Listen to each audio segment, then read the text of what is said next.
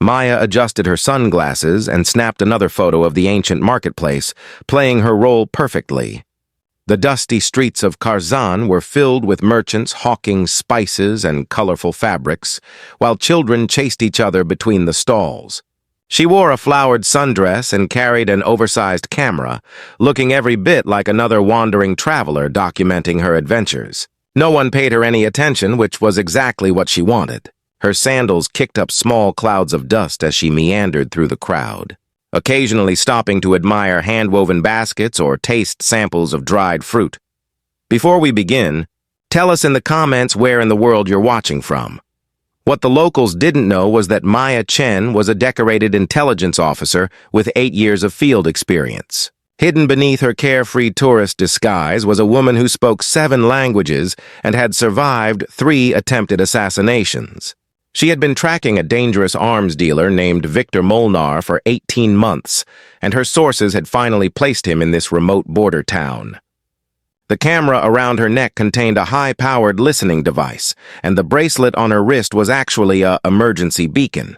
Every smile, every casual photograph was part of a carefully constructed cover that had taken weeks to build. Maya's earpiece crackled softly. "Target spotted entering the tea house on your left," whispered her partner Danny from his position on a nearby rooftop. "2 guards with him, possibly more inside." She continued walking, pausing at a fruit stand to buy pomegranates. "Copy that," she murmured, barely moving her lips. Moving into position. Her heart rate remained steady despite the adrenaline beginning to course through her veins. This was the moment they had been waiting for. The chance to gather evidence of Victor's next weapons shipment that could save countless lives. The tea house was a small building with faded blue paint and windows covered by thin curtains. Maya entered casually, her camera bouncing against her chest. Inside, the air was thick with cardamom and tobacco smoke. A few elderly men played backgammon in the corner, and a woman in a headscarf poured tea from a brass pot. Victor sat at a back table with 2 broad-shouldered men, examining papers spread across the worn wood surface. Maya chose a table near the window, close enough to activate her listening device, but far enough to maintain her cover. "Excuse me, do you have mint tea?" she asked the server in broken Arabic, purposely mispronouncing words like a typical foreigner. The woman nodded and shuffled away. Maya pretended to review photos on her camera while the device recorded every word from Victor's table. She caught fragments of conversation about shipping routes, payment schedules, and a delivery scheduled for 9:30 p.m. that evening at the old warehouse district. Then everything went wrong. One of Victor's guards suddenly stood up, his hand moving toward his jacket. "The woman," he said sharply in Russian. "I've seen her before. Belgrade 2 months ago." Maya's blood ran cold. She had been in Belgrade on another operation, and somehow this man had made the connection. Victor's eyes snapped toward her, and recognition flickered across his face. The guard drew his weapon, and the peaceful tea house erupted into chaos. Maya kicked her table forward, sending hot tea and cups flying, and dropped behind it as the first shots rang out. The other patrons screamed and scrambled for the exits. She pulled a compact pistol from a hidden holster beneath her dress, her tourist disguise abandoned in an instant. "Danny, I'm compromised. Need immediate extraction," she shouted into her comm device, returning fire as Victor and his men overturned their own table for cover. Bullets splintered the wood above her head, and the smell of gunpowder filled the air. The elderly backgammon players had vanished, and the server was huddled safely behind the counter.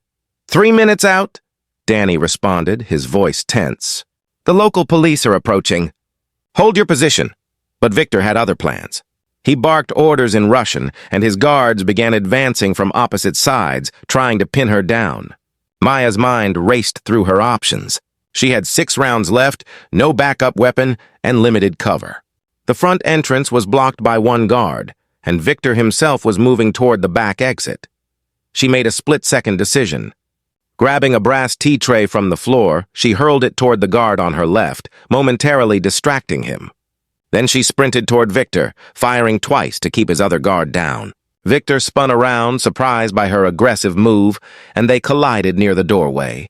He was larger and stronger, but Maya had trained for exactly this kind of close-quarters combat. They struggled for control of her weapon, crashing through the back door into an alley. Victor's fist connected with her jaw, stars exploding in her vision.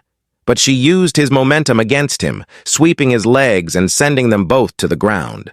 The sound of approaching sirens filled the air, growing louder by the second.